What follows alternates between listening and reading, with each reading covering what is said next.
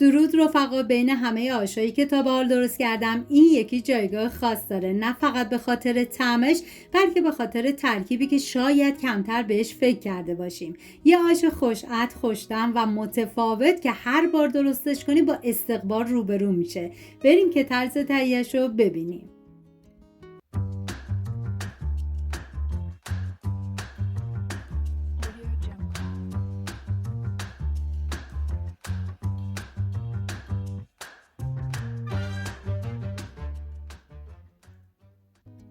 عدد پیاز رو به صورت نگینی ریز خورد میکنم. این آش برای 7 نفر در نظر گرفته شده. شما به اساس تعداد نفرات مواد رو کم یا زیاد کنید. من اندازه ها رو هم در طول ویدیو میگم هم داخل دیسکریپشن نوشتم. داخل قابلمه مقداری روغن میریزم. بعد از داغ شدن پیاز ریز شده رو بهش اضافه میکنم. هم میزنم، زمان میدم تا پیاز کمی نرم بشه. من آش‌های سنتی زیادی درست کردم که لینکش رو داخل دیسکریپشن گذاشتم. دوست داشتید ببینید، درست کنید و از خوردنش لذت ببرید. نیاز به لوبیا قرمز و نخود داریم که از این مقداری که من خیس کردم از هر کدوم 120 گرم برمیدارم و همچنین 70 گرم لوبیای سفید که حبوبات رو حتما از شب قبل خیس کنید و چندین مرتبه آبش رو عوض کنید. برای این آش ما نیاز به سبزی خشک معطر هم داریم که شامل آویشن، نعنا و پونه کویی هستش. از هر کدوم یک قاشق غذاخوری سرپر. برای مرحله اول از سبزی معطر خشک استفاده می‌کنیم و برای مرحله بعدی از سبزی تازه آش. بعد از اینکه پیاز کمی نرم شد نوبت اضافه کردن ادویه‌ها هست، شامل پودر تخم گشنیز، زردچوبه، نمک و فلفل سیاه. هم میذارم ادویه ها تف بخورن، عطر ادویه ها آزاد بشه و 4 حبه سیر رو رنده کردم به پیاز اضافه میکنم. هم میزنم و میذارم یه تف مختصر بخوره و 400 گرم سینه مرغ رو به پیاز اضافه میکنم که عزیزانی که وگان هستن میتونن مرغ رو کلن حذف کنن، چون این آش بدون مرغ هم فوق العاده خوشمزه است. هم میزنم و میذارم تا مرغ کمی تف بخوره و بعد حبوبات رو بهش اضافه میکنم. نخود، لوبیا قرمز و لوبیای سفید.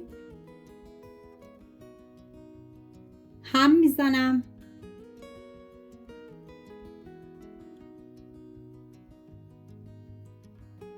و حالا سبزی‌های خشک معطر رو هم بهش اضافه میکنم. واقعا من هرچه از عطر و طعم و خوشمزگی این غذا بگم کمه. جای تک تک شما دوستان عزیز خالی. هم میزنم تا همه مواد با همدیگه مخلوط بشن و همچنین ما نیاز به بلغور گندم هم داریم که من از 300 گرم استفاده کردم و از 4 ساعت قبل خیس کردم.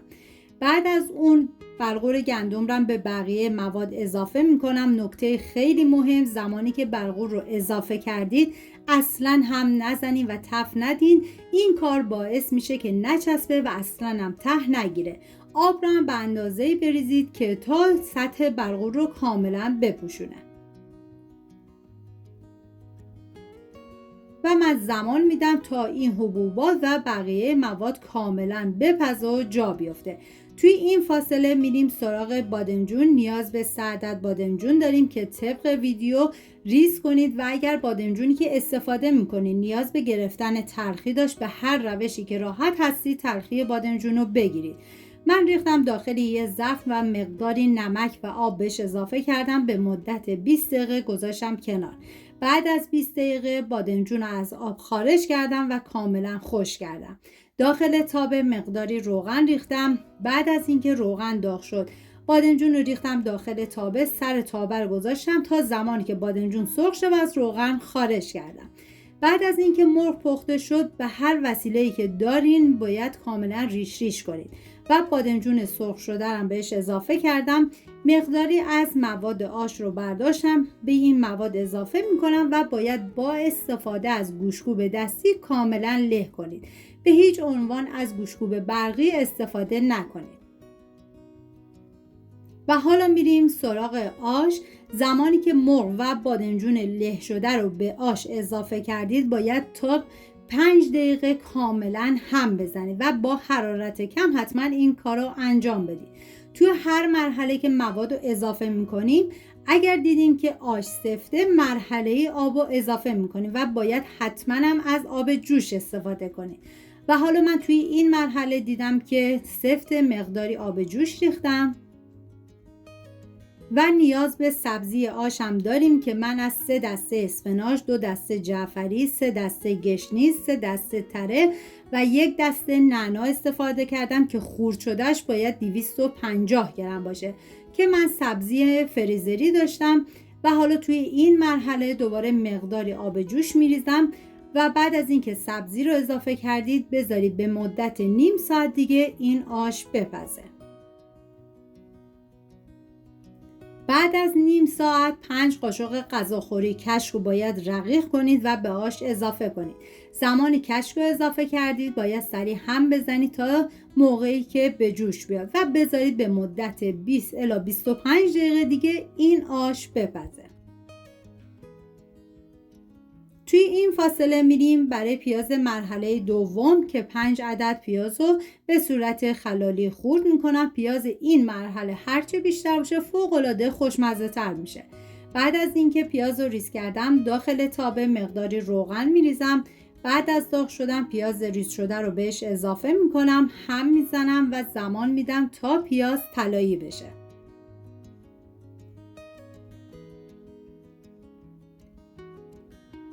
نوبت اضافه کردن ادویه ها هستش که شامل نمک و زردچوبه هستش. هم میزنم و میذارم ادویه ها تف بخورن، عطر ادویه ها آزاد بشه. و ما نیاز به 1 قاشق غذاخوری نعنا خشکم داریم. زمانی که نعنا رو اضافه کردم هم میزنم فقط با پیاز مخلوط بشه، نیاز به تف دادن زیاد نداره و دیگه حرارت رو خاموش میکنم. میریم سراغ آش. بعد از اینکه آش کاملا پخته و جا افتاده شد 5 دقیقه آخر روغن پیاز رو بهش اضافه میکنم. چیزی که این آش رو خاص میکنه هماهنگی طعماست. همه چیز کنار هم به تعادل رسیده و همین باعث میشه هر قاشقش یه طعم کامل، لطیف و ماندگار داشته باشه.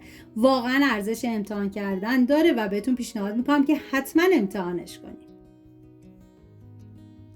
ممنون که تا پایان ویدیو همراه من بودید. امیدوارم این آش هم مثل خیلی از غذای خوش‌خط و عصیر جای خودش رو تو سفره‌های شما پیدا کنه و از درست کردنش لذت ببرید. اگر از این ویدیو خوشتون اومده با لایک و سابسکرایب از کانال خودتون حمایت کنید و در آخر با مقداری پیاز چیپسی، نعنا داغ و سیر داغم تزیین کردم. سپاس از همراهی همیشگیتون. تا درودی دیگر، بدرود.